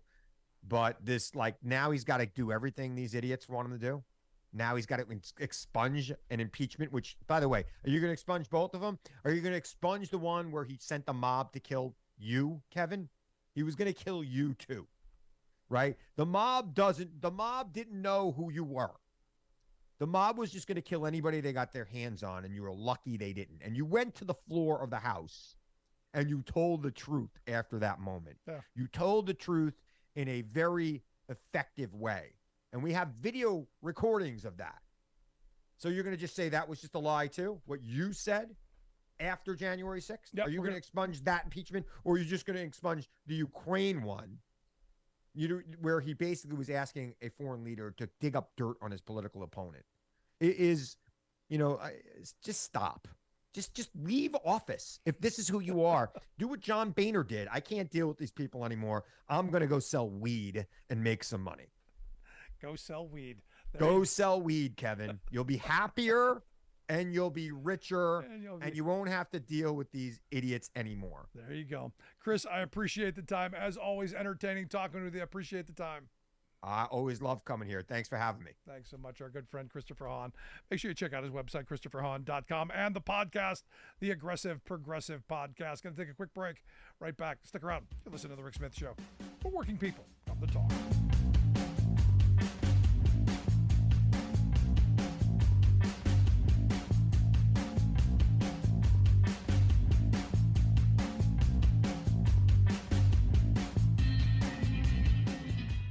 We are AFGE, the American Federation of Government Employees. We represent 700,000 federal and D.C. government workers who are the vital threads of the fabric of American life. We support our nation's military. We take care of our nation's veterans. We protect our nation's borders. We respond to our nation's crises and natural disasters. We provide services to our nation's seniors. The American Federation of Government Employees. We work for America. Welcome back to the Rick Smith Show. Now, here is Rick Smith. So Kevin McCarthy said he's not sure that Trump's the strongest Republican candidate. He says, can he win? Sure he can win. Yeah, he can win. The question is he the strongest to win an election? He said, I don't know that answer, and which is weird because he's doing everything he can possibly do to make the, how did Liz Cheney put it? We're electing morons? We're electing idiots. That's what she said. He's doing everything he can do to pander to the idiots. And trust me, the idiots are running the asylum. The fact that they're talking about trying to expunge an impeachment, I don't know how you do that. I don't know. I don't know how you go back and undo all that. But, hey, we'll see. We'll see what they come up with. Now, the thing that gets me is I look at where we're heading and the fact that Trump is leading in every way, shape, and form. It's interesting to me that you have the red hats who saying it doesn't matter. It doesn't matter what you say. It doesn't matter what you do. It doesn't matter what information is there. It doesn't matter. He's our guy. And never shall we change. I mean, it's really quite remarkable when you stop and think about it. And this is where the moment that we're in makes me say that we've got to be talking to more and more people and getting that perfect phone call. I mean, the tape that just came out, I don't know how you listen to either one of those. I don't know how you allow those things to go unnoticed. If Biden, if there is a phone call with Biden that is that clear, can you imagine how the right would lose their mind? I listened to a little bit of right-wing talk radio today, and they were doing backflips, mental gymnastics, trying to justify what was on that tape. Oh, it's not a big deal. Everything they can do to ensure that dear leader is covered. And at some point as a country, don't we have to go, wrong is wrong, and hold this person accountable? And now, again, I go back to his Truth Social post today. This kind of threat, this kind of someone needs to talk to Jack Smith, his family and his friends, that's not even dog whistle. That's saying, hey, dim, hey, poorly educated, hey, lunatic, hey, fringe. Go harass that guy. Go get his family. Go get his children. And this guy wants to be president? And there are people who think that behavior is... I was waiting for Van Jones. Where's Van Jones when we need him to say, oh, now he's presidential. This is not somebody who belongs... This is not someone who should be on a White House tour, let alone living in the White House and in the Oval Office. This is someone who shouldn't even be near the Capitol. But yeah, expungement. If anyone's got a thought, I want to hear it. If there's a way that you think that you can expunge an impeachment, I am all ears. I know that there are a lot of think tanks out there I know there's a lot of right-wing money out there paying people to dream up bad ideas and bad policy and idiocy. I got to hear the justification for, we're going to go back and undo the impeachment. Got to hear it. Email me, rick@thericksmithshow.com. Quick break. Right back. I'm Rick Smith, and this is Labor History in 2. On this day in labor history, the year was 1880. That was the day that Helen Keller was born in Tuscumbia, Alabama. 2 years later, she lost both her sight and hearing due to an illness. With the help of a teacher by the name of Anne Sullivan, Helen learned how to communicate again. Her inspiring story was retold in the play and movie The Miracle Workers. Keller spent the rest of her life advocating for people with disabilities, as well as a woman's right to vote and a woman's right to birth control. But did you know she was also an outspoken supporter of the cause of labor? Helen was a socialist and a member of the Industrial Workers of the World Union. In 1912, Helen sent a check to support textile workers on strike in Little Falls, New York. She accompanied the check with a letter that captured her commitment to the labor movement. She wrote of the women out on strike, quote, "Their cause is my cause. If they are denied a living wage, I also am denied. While they are industrial slaves, I cannot be free. My hunger is not satisfied while they are unfed. I cannot enjoy the good things of life which have come to me if they are hindered and neglected. I want all the workers of the world to have sufficient money to provide the normal standard of living, a decent home, healthful surroundings, opportunity for education and recreation. I want them all to have the same blessings I have. I, deaf and blind, have been helped to overcome many obstacles. I want them to be helped generously in a struggle which resembles my own in many ways." Labor History in 2 brought to you by the Illinois Labor History Society and The Rick Smith Show. For more information, go to laborhistoryin2.com. When you think of Americans whose music has made a lasting difference, you might think of Scott Joplin, Woody Guthrie, Maybelle Carter, Harry Belafonte, or Roger Payne. Who? I came across Payne in a June obituary reporting that he had died at age 88. Yes, I occasionally scan the obits, not out of morbid curiosity, but because these little death notices encompass our people's history, reconnecting us to common lives that had some small or surprisingly large impact. Payne's impact is still reverberating around the globe, even though few know his name. A biologist who studied moths in the 1960s, he chanced upon a technical military recording of undersea sounds that incidentally included a cacophony of baying, shrieking, mooing, squealing, and caterwauling. They were the voices of humpback whales. What others had considered noise blew my mind, said Payne, describing them as a musical chorus of exuberant, uninterrupted rivers of sound.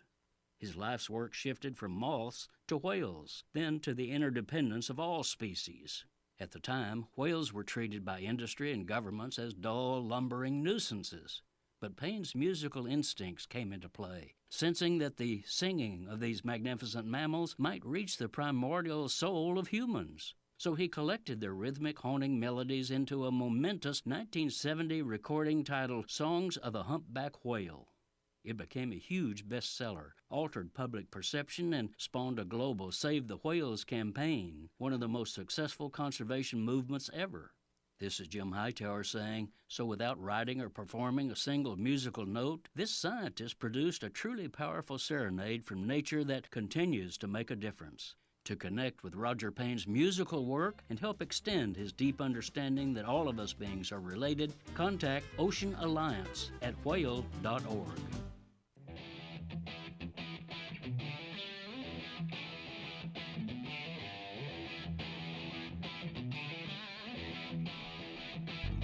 Welcome back to the Rick Smith Show. Now, here is Rick Smith. So, some good news coming out of the Pennsylvania State House. They recently passed a minimum wage increase, 103 to 100. Actually got a couple of Republicans to come over and say, yeah, maybe working people do need an increase in their wages. The minimum wage will go up to $15 an hour in 2026. As I understand, this is going to peg to inflation, so we won't have decades of, or a decade plus of the minimum wage being eroded by inflation. Also, the tipped minimum wage going to be 60% of the minimum wage, also to be pegged to inflation. This is important, and it passed the House. Good thing. Now, is it going to get through the Senate? I'm here to share some thoughts on if it's possible to get this bill through the Pennsylvania State Senate. I've asked Pennsylvania State Senator Art Haywood to come give us some thoughts. Art, thanks for taking time for us. Thanks for allowing me on. Yeah, we got a tremendous opportunity to raise the wage in Pennsylvania based upon what the House has passed.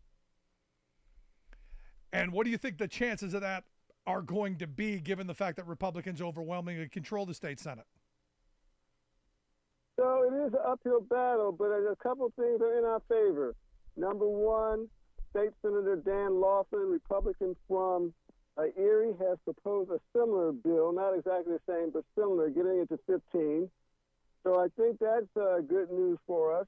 The second piece of good news is that we have 2-to-1 those who want to see it. We've got the governor who wants to see it go up. We've got the House that wants to see it go up, and those are advantages. Now, there are negotiations ongoing now, and as a result of those negotiations, there's no outcome yet. One thing I will say that I see is a challenge around the Commonwealth. Let me describe it as follows.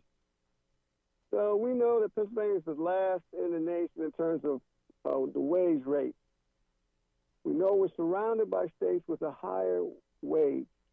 It's up to 14 in New Jersey, getting ready to hit 15, same in New York. On the other hand, West Virginia's at 875, Ohio's at 1010. And so those in the West are looking to Ohio and West Virginia for a standard. Those in the East are looking for New Jersey and New York. So we've got a big tension here that I hope we can favorably resolve. Now, once the House passed this increase, and look, I'm 100% behind it, immediately all the naysayer groups, the Commonwealth Foundations and the employment opportunity groups and all of them were immediately out saying, this is going to cost us jobs, Art. We're going to lose thousands of jobs. It's going to be those tip jobs, those restaurant jobs, those service. They're going to all be gone, Art. It's going to be the end of public sector work.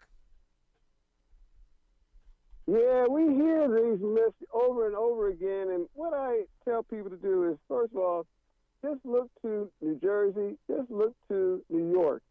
These are all states that are going to 14 an hour. These are all states where there's no reports of jobs lost, folks are not getting paid anymore.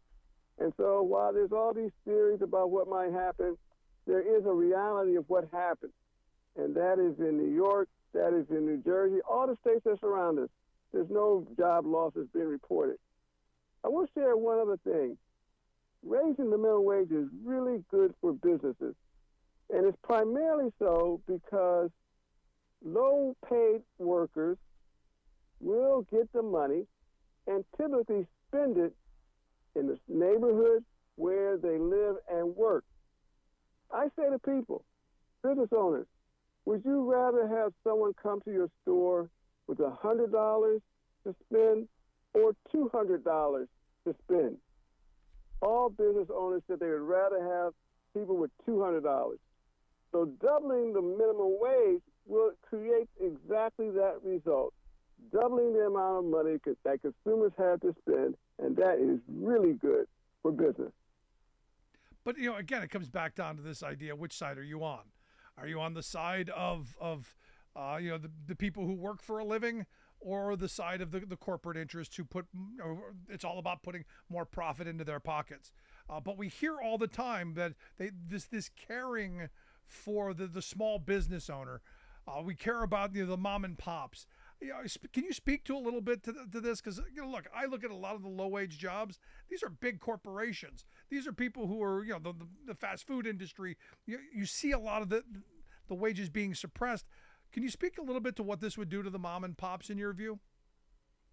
Sure, and I also want to share that often the big businesses try to hide behind the very small businesses and pretend that they are going to have the same level of suffering or challenges as small business. And we know that's not the case for any of these national, multinational companies. They can afford it. Second thing is, across Pennsylvania, wages have been going up for small, medium, and large businesses. This is because of the competition. And so now some businesses are paying 16, 17 an hour. And unfortunately, though, some individuals have been left behind, which is exactly why we got to raise the minimum wage. Let me go straight to the point of the mom and pops. So small businesses in New Jersey, mom and pops in New Jersey, surviving. Mom and pops in New York, surviving. Mom and pops in Ohio, surviving. So all of these small businesses that are rightly concerned about this change can look to where the wage has raised and see the experience. And more money that people have to spend, this is an easy equation. The more people that have to spend, the better it is for small businesses, mom and pops, big business, middle-sized businesses. So the increased income from sales should have a big benefit. The second big benefit that we often repeat is turnover. And small businesses, mom and pop businesses, often have a lot of turnover because of the wages that they're paying. What has been consistently found is that a higher minimum wage helps to reduce turnover. And turnover is a cost to all businesses, big and small. It sounds like there are a lot of really good reasons to raise the minimum wage, but all I keep getting from my friends on the other side is the fear we're going to lose jobs. And can you talk a little bit to the studies that may have been done in places like, Seattle, where they have raised the minimum wage, and what effect that had? Because it's my understanding that when you raise the minimum wage, there's actually a slight increase in the number of jobs that are produced, instead of the doomsday that's been thrown around that we're going to lose a quarter of all restaurant jobs because of this. Can you share a little bit on that? Yeah, no, there have been a number of studies, and Seattle is one of the places which has been studied a lot because they went to $15 more quickly than any other place.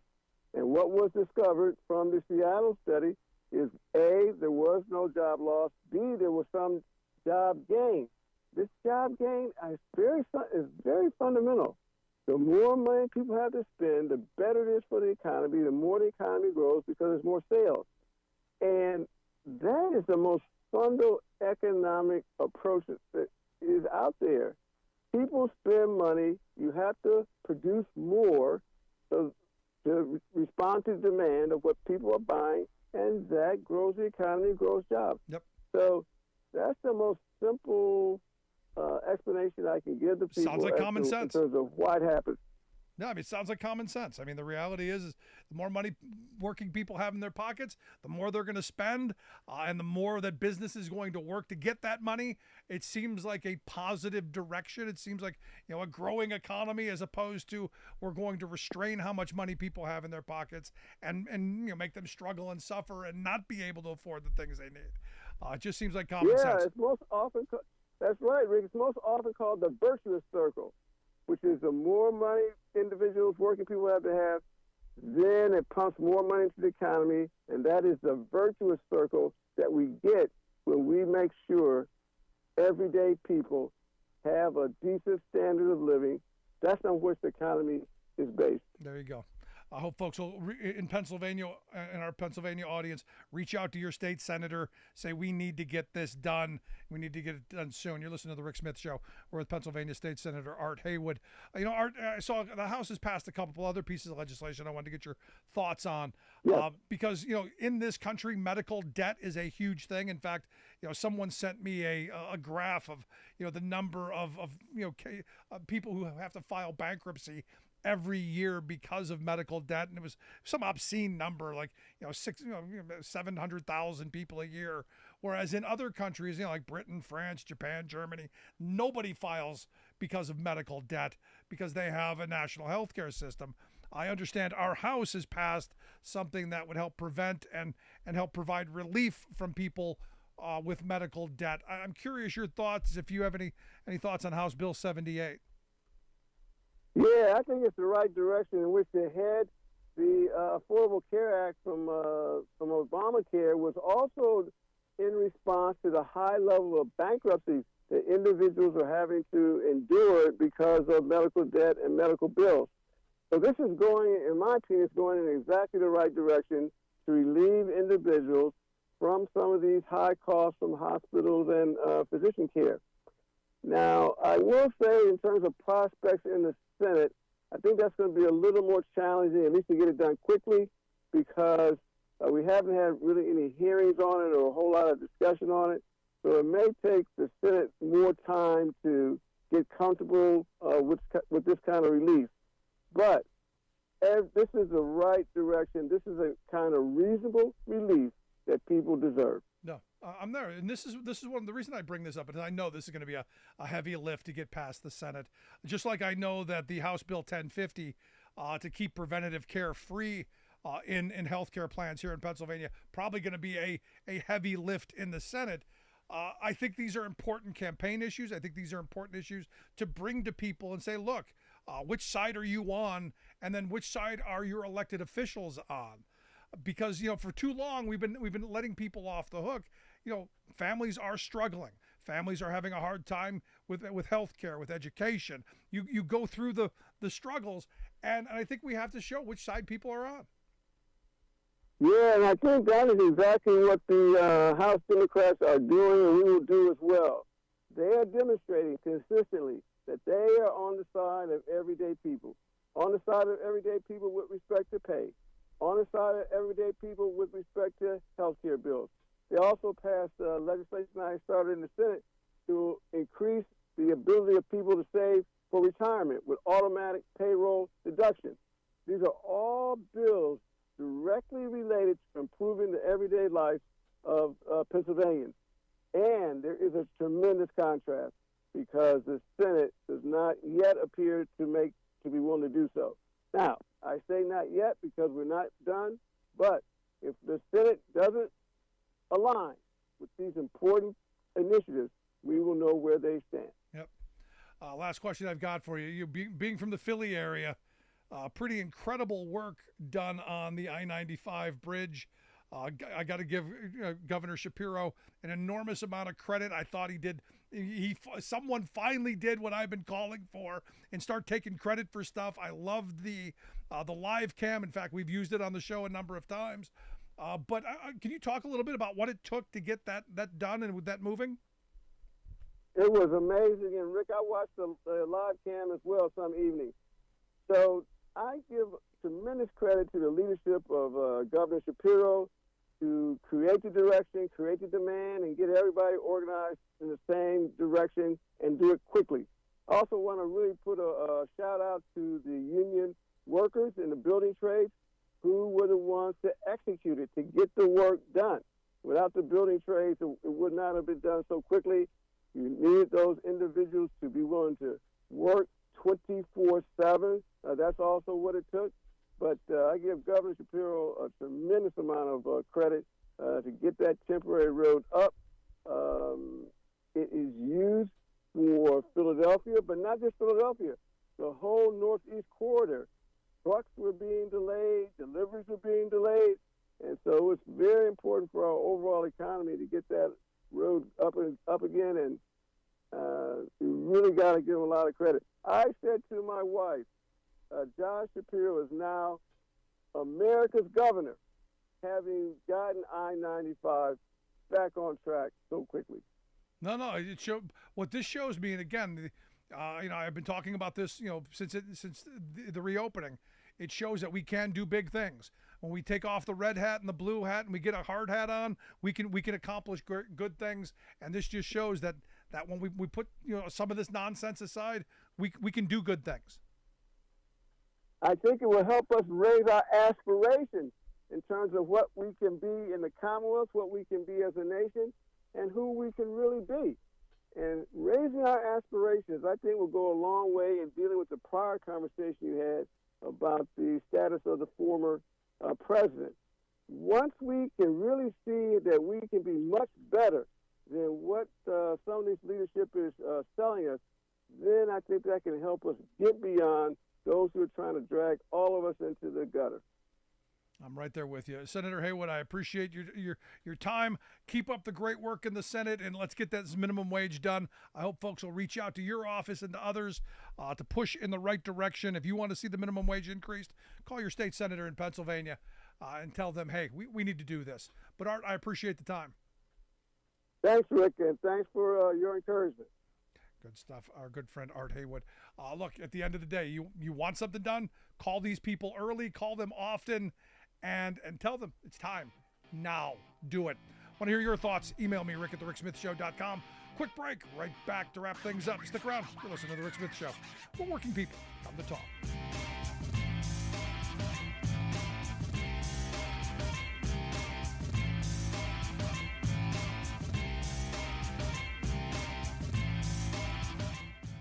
I'm Rick Smith, and this is Labor History in 2.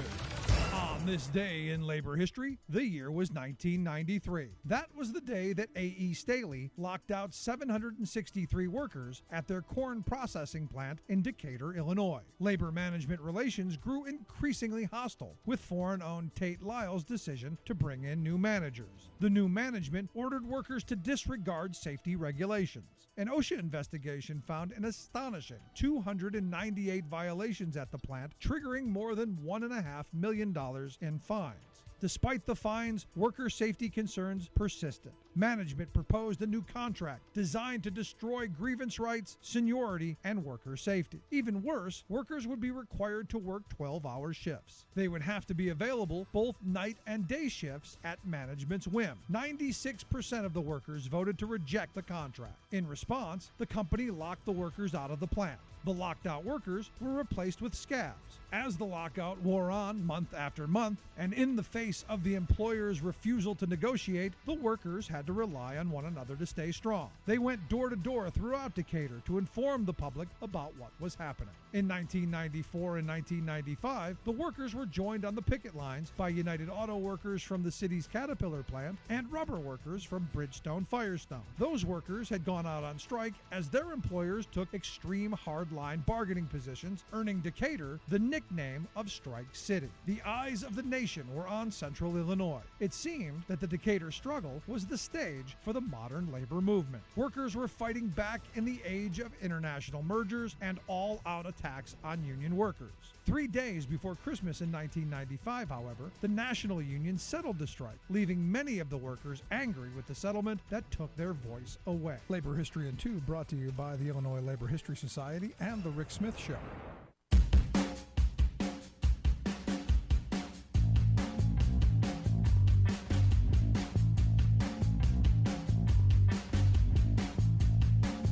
Welcome back to The Rick Smith Show. Check out our website, thericksmithshow.com. Questions, comments, something in your mind. Email me, Rick at thericksmithshow.com.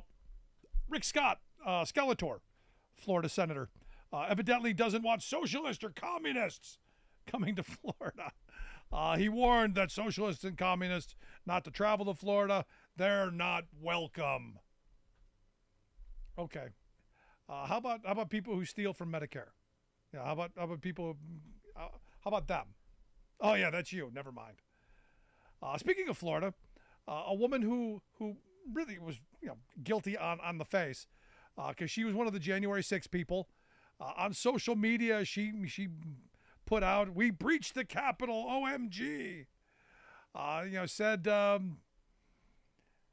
insurrection is coming. Hold the line. Stay vigilant. Storming the Capitol to take back our country from traitors. She put all this stuff on social media. Now remember, on the 6th when all this happened, I remember going on air saying it's going to be interesting to watch all these people who are going to have to go to trial with all of the treason that they recorded. Because these are people who for weeks, days, months were talking about this stuff.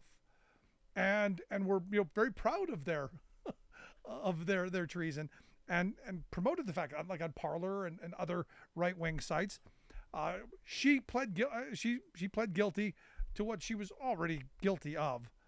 a felony charge of civil disorder. We'll see what she gets. I'm sure it's not going to be really long because she only spent, I guess, like 10 minutes in the Capitol. But the fact that she went in with the idea that this is an insurrection, it's the mindset that, yes, we're invading the Capitol. And as I said from the beginning, all of those people knew why they were there. Everyone who went to Washington, D.C. on that day went for the express purpose of stopping the certification of the election. It was in the title. It was Stop the Steal. They believed that they had been cheated. They believed what Trump had told them, that everything was rigged. They bought it. They went believing that they were patriots and they were going to water that tree of liberty with the blood of tyrants and patriots. And their mindset was, we're going to stop the election. We're going to stop the certification of this election, even if it means hanging Mike Pence, to which someone did actually build a gallows. You cannot now say, well, we were just walking through the ropes and it was like an ordinary. Nope. For me, you went there with the intent, and this is what happens to traitors. This is what happens. You went there knowing what you were doing. You bought all in. You thought your guy was going to be behind you, and your guy screwed you. And the thing that gets me, and it's just mind-blowing, is that they're going through all this stuff, and their guy has done virtually nothing for them. It's quite remarkable. Speaking of the guy, you may remember a guy named Stephen Miller, Trump's top immigration advisor. Well, the big story today that came out is evidently Stephen Miller, who some have akin to Goebbels or some of the Nazi elite. I'm not going there. But, I got to be honest. The fact that it's being reported that he wanted to, I don't know how you do this. I actually don't. But evidently he was pushing Trump to attack the migrants coming into the country using drones. Literally, using drones. And he wanted to blow up boats full of unarmed civilians who were coming with Predator drones. And these are the very best people. Remember, Trump is only going to surround himself with the very best people.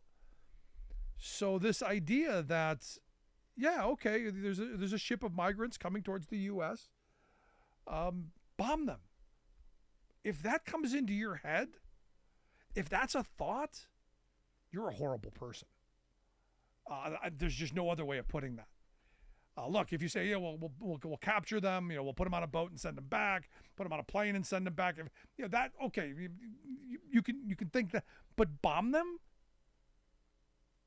Let them drown in the ocean at your hand? I mean, it's bad enough if the boat sinks and you do nothing to help them. That's horrible as well. But the idea that actively gonna bomb them? And it's one of those stories that I read and I'm going, I'm actually not surprised. I'm actually not shocked anymore. And that's one of the things that I guess I'm attempting to deal with, that my level of shock is way out of whack.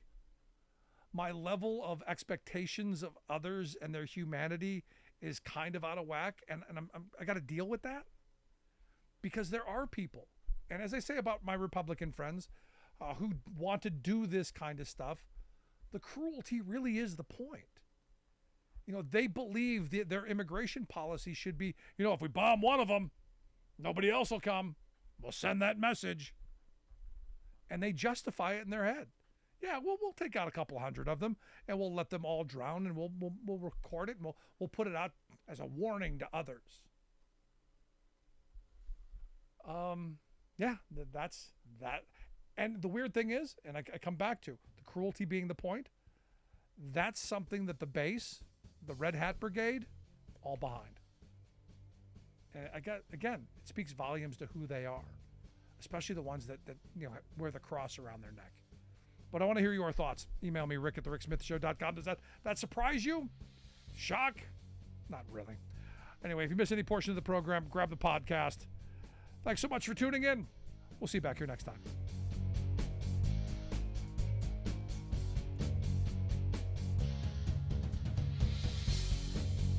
You've been listening to The Rick Smith Show. Email Rick at rick@thericksmithshow.com. Until next time, this has been The Rick Smith Show, where working people come to talk.